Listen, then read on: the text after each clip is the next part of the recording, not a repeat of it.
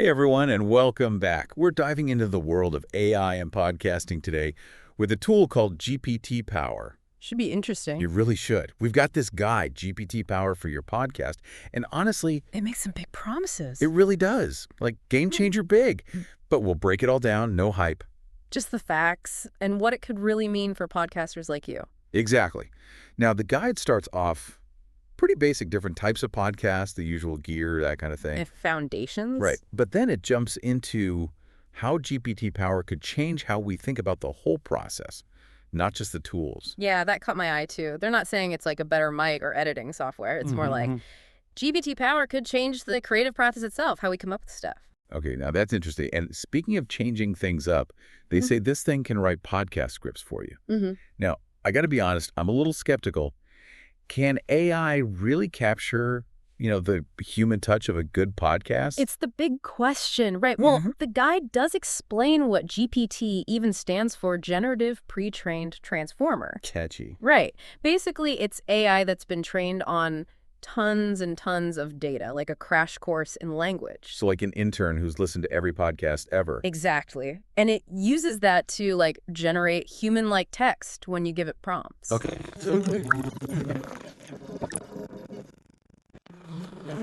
I also talked about this thing called speech optimization. And it's not just cleaning up ums and ahs. They're saying it can actually make your delivery better. Ooh. Tell me more about this speech optimization. How does that work? So imagine GPT-Power analyzes your pacing, your tone, even the emotion in your voice. Okay. And then it suggests ways to make it more engaging, like having a virtual speech coach almost. All right. Color me intrigued. But let's say, hypothetically, I'm sold on this whole GPT-Power thing. Can I really build a whole podcast with it, like step by step? They do lay out a whole process prep, planning, recording, all the usual steps, plus marketing and stuff. Sure, but does it actually change those steps or just speed them up with AI? Well, that's what they're saying, that it enhances each step, not replaces, but takes them to the next level. Okay, so it's more like a collaboration with the AI. Yeah, that's a good way to put it. You're still in control, but you've got this powerful tool by your side. I like the sound of that. So walk me through it. Where does this whole process begin? So it starts with the basics. Like any podcast, you define your topic, who you're talking to, your goals. Okay, standard stuff so far. Right. But then in the planning stage, that's where GPT-Power can really shine. Say you're doing a podcast about, I don't know, underwater basket weaving. Niche, I like it. And you're stuck on episode ideas.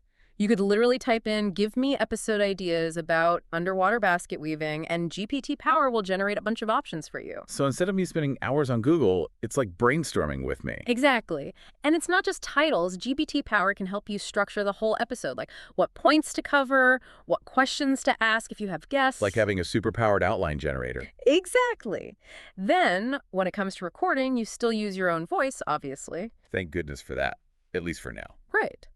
But you can use GPT-Power to create scripts or outlines for your recordings, which can help you stay focused and sound more polished. So it's like having a teleprompter, but hopefully one that doesn't crash in the middle of recording. Exactly. And then once you've recorded your episode, it's time for editing.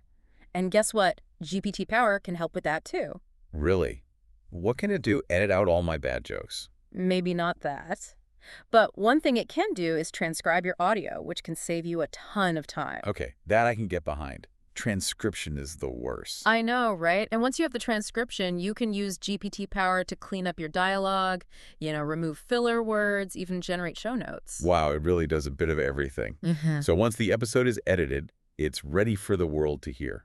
That's where publishing comes in, right?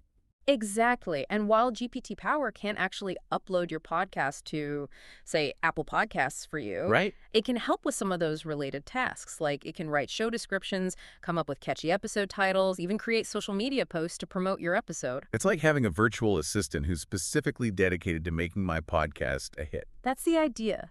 And the guide also talks about two more things: audience interaction and continual improvement. The keys to a long-lasting show. Right. And while, again, GPT-Power isn't going to respond to listener emails for you, Darn. it can actually help you analyze listener feedback.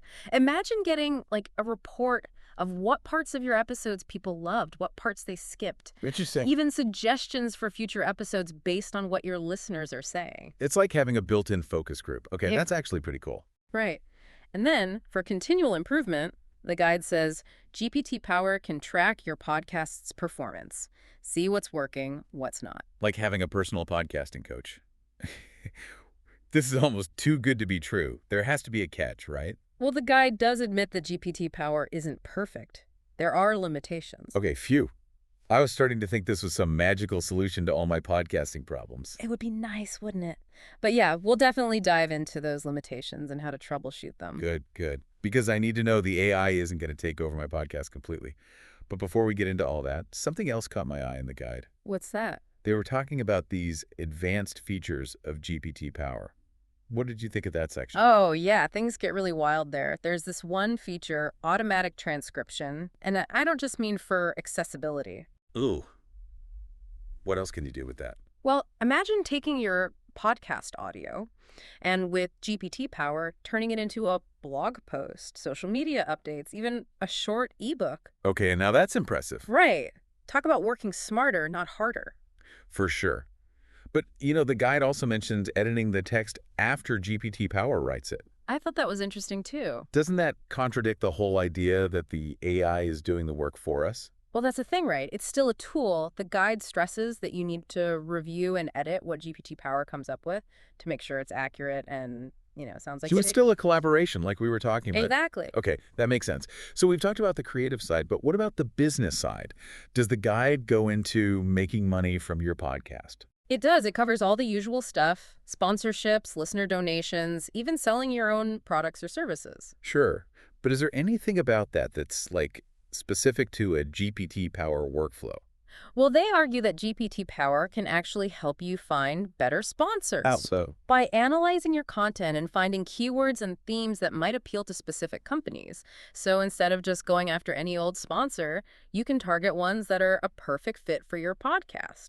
So it's like having a built-in marketing team. Kind of, yeah. All right. That's pretty cool. Now, I know we said we'd talk about troubleshooting later, but... Got to keep them on more. Exactly. We'll be back soon with more on that and what the future holds for AI and podcasting.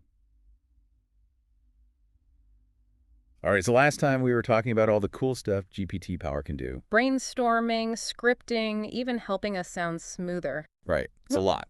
But like any new tech, there's got to be a but coming. Oh, there's a but for sure. The guide actually dives into that, the potential downsides and troubleshooting. Which honestly is refreshing. They're not shying away from the what-ifs. Exactly. Keeps it real. So what are some of the things that stood out to you? Like, what should podcasters really be aware of? Well, one of the big ones they address is accuracy. Ah, right. Just because it's AI doesn't mean it's always right. Yeah. Even with all that training data, GPT-Power can still get things wrong sometimes. Think of it like, that friend who's read every book ever, but they still mix up historical figures sometimes? I know the type. GPT-Power's like that. It's learning, but the data it learns from isn't perfect either. Okay, that makes sense.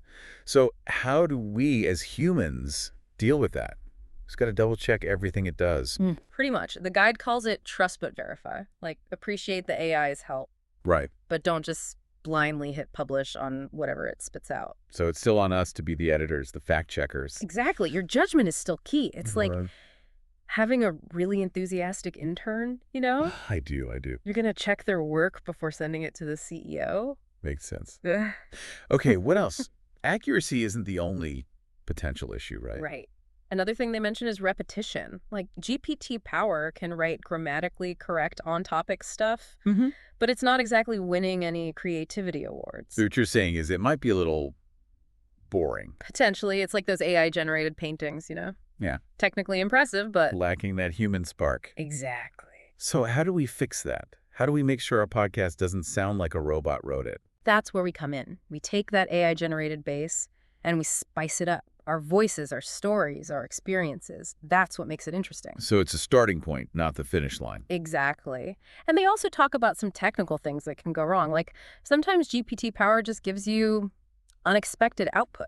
Unexpected how? Give me an example. Well, imagine you ask for a podcast intro about, say, the history of coffee. Okay. And it gives you this whole thing about pigeons. Totally off topic. That's not helpful. Why does it do that? It's still learning.